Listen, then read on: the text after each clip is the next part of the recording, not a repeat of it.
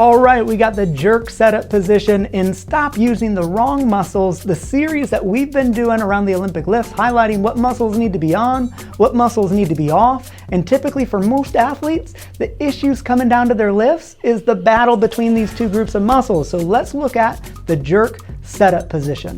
The first muscle I'm highlighting with the jerk setup position is the quad. And what I mean by the quad is that when we get set, when we stand up with the clean or we just take the bar out of the rack for the jerk, that when we get set to jerk, our knees stay unlocked. When our knees are unlocked, we're holding the weight with active muscle. Those quads are on, a lot of other muscles are on in the legs, but that's what's keeping us up versus collapsing underneath the weight. Now here's the kicker, lock those legs, lock the legs, find your heel, and now that weight is sitting on the skeletal structure. Lock your legs. I think about it a lot like a car that the engine isn't running and you leave the lights on. You're draining the battery. Lock your legs, find your heel as quickly as possible. You're going to be amazed by this transition out of a locked leg into your dip and drive and where it goes. Try it out. It's going to help.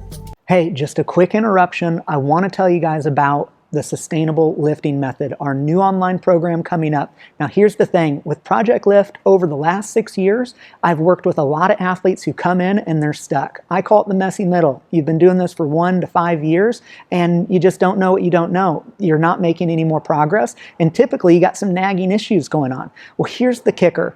Those athletes learned in a way that wasn't sustainable. And that's why we put together a program that's going to show you how to build a foundation in these lifts, how to correct your lifts so that you are moving and building a sustainable foundation of growth and longevity in your Olympic lifts for as long as you choose. You'll continue to make gains, you'll continue to feel and get stronger, and you'll continue to feel great. So if this is something that interests you, it's perfect for those in the messy middle as I described, that 1 to 5 year range, and beginners. If you want to start off with a solid foundation, this will be beautiful for you.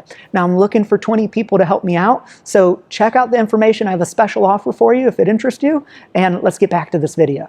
The second muscle that needs to be off in your jerk setup position are the forearms. Keep them suckers off. If you're here in that rack position and you have really tight forearms, you're squeezing the bar, death gripping it, maybe your mobility is bad, wiggle your fingers. You need to relax. If you've watched this channel for any point of time, you've heard me say a contracted muscle cannot contract again, right? A tight muscle is a slow muscle. Relax. Let that weight sit on you so the legs can do what they need to do in that dip and drive and transfer all that force into the bar. And the last group of muscles that need to be off is our lower back. And what I mean by this is if we're standing there in our jerk setup with a big arch in our back, ribs lifted up and our butt sticking out, we have a weak core, a hugely weak core, and a big disconnect between the bar and our legs, which are driving the weight overhead. So what do? Pull that butt underneath you, pull those ribs down, and now you're set up to where that core can engage correctly when you dip and drive to send that bar up overhead. Do not have that big old arch. Do not be sticking that butt out when you're in your jerk setup position. Get your body in line so the legs can do their job. Now here's the kicker. How do you fix these? I'll tell you exactly what we do. Here's the process. First, you need to observe them in yourself. So, can you see it on a video? Do you feel it? Is this happening? Number 2, you need to sit down with yourself and think about, where is this coming from?